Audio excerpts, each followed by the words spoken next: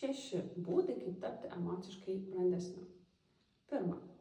Reflektuokite savo patirtį.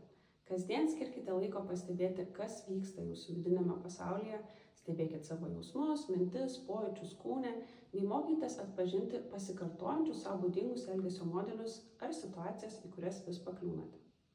2.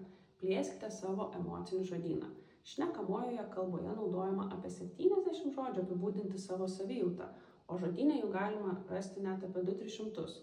Savo jausmus taip pat galima apibūdinti ir įvairiomis metaforomis, nors dažniausiai buityje išgirstame gerai, blogai, normaliai, tad tobulėti tikrai yra kur.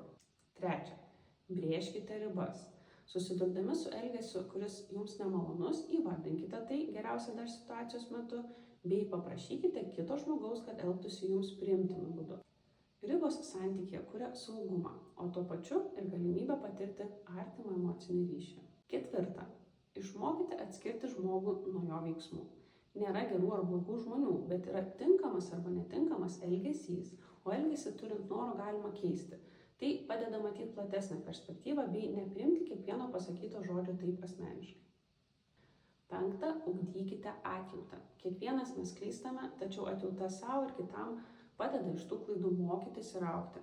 Atjauta nepateisina netinkamo elgesio, bet leidžia jį priimti, suprasti ir leidžia savo ir kitam pasitaisyti. 6. Mokykitės empatijos. Jei sunku suprasti kitą žmogų, pabandykite įsigilinti į situaciją ir įsivaizduoti save patijoje. Kas galėjo priversti kitą žmogų taip pasielgti?